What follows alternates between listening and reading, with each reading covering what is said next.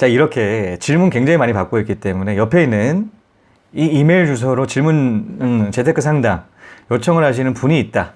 그럼 디테일하게 보내주면 보내줄수록 디테일한 그 답변 나갈 수가 있기 때문에 좀 많은 이용 부탁드리도록 하겠습니다. 사실 알아야지, 좀 디테일하게 알아야지 또 질문이 좀 깊숙하게 들어갈 수가 있거든요. 좀 두루뭉실하게 그렇게 질문 주신다라고 하게 되면 저도 상황들에 대한 판단들이 그렇게 많이 안 서는 그런 정보들로서 제한적인 답변이 나갈 수가 있기 때문에 디테일하게 전달 주신다라면 디테일한 이런 답변 전달 드릴 수가 있기 때문에 좀 이를 많이 이용해 주셨으면 좋겠습니다.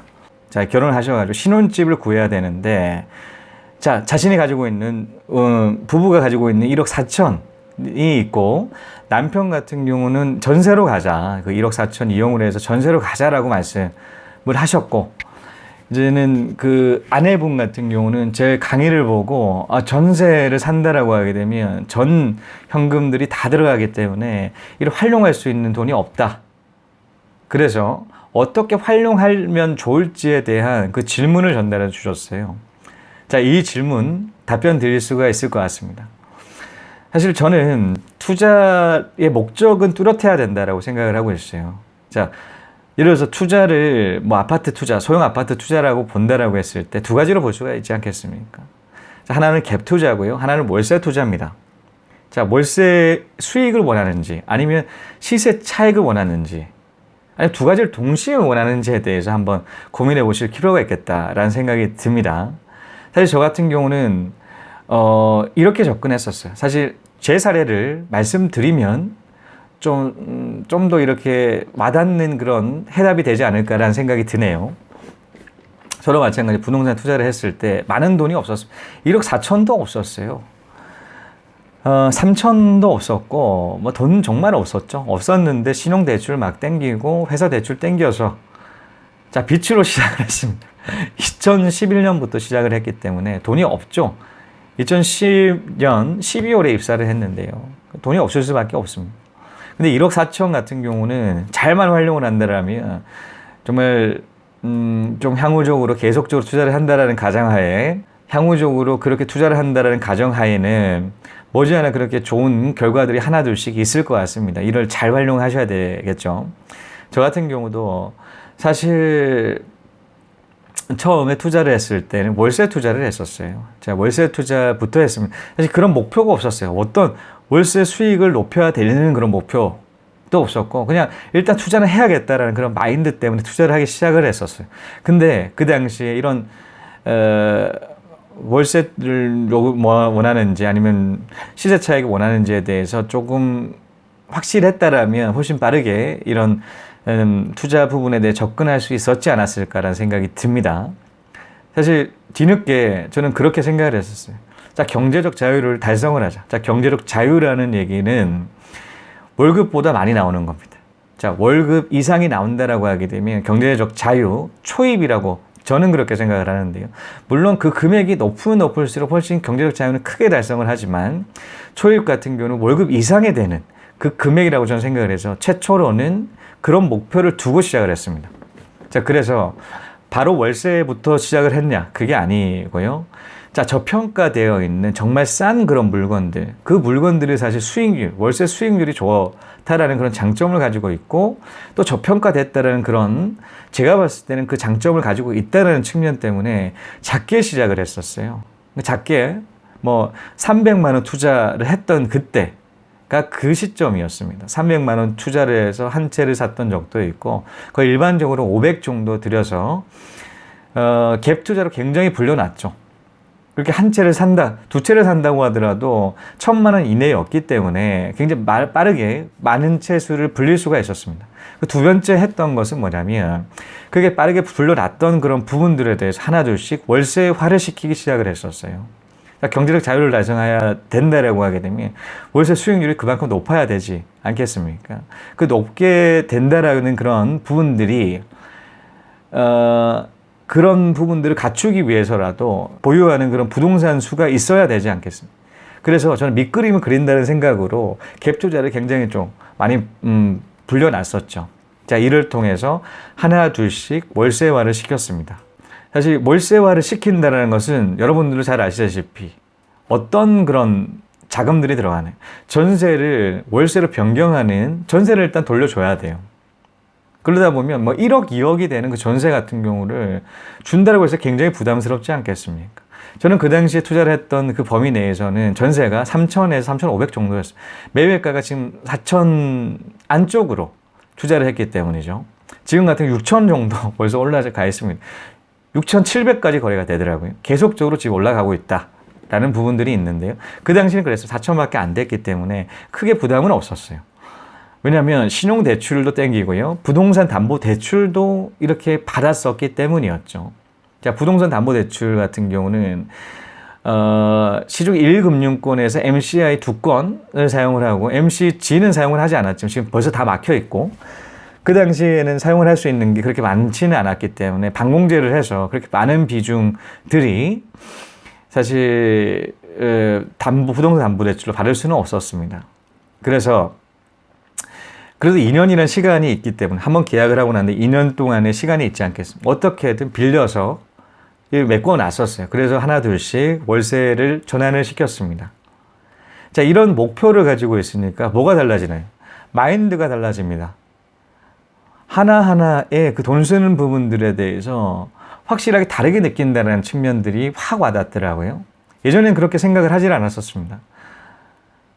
이게 목표가 확실하고 뚜렷하잖아요. 전세를 빼야 된다.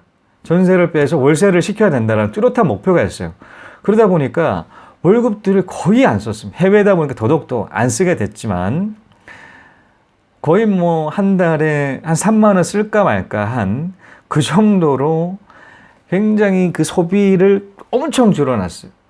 스트레스가 많이 받치죠. 사실 스트레스를 풀어야 되는데 할 게 그렇게 많지가 않은 곳이다 보니까 대부분의 젊은 사람들 같은 경우는 해외로 간다거나 주말에 굉장히 화끈하게 노시는 분들이 굉장히 많으시지만 저는 뚜렷한 목표들이 있었기 때문에 쓸 수가 없었어요. 굉장히 자린고비 생활이 연속이었다라고 보시면 될 것 같은데요. 그렇게 줄이다 보니까 하나 둘씩 전환을 할 수가 있었죠.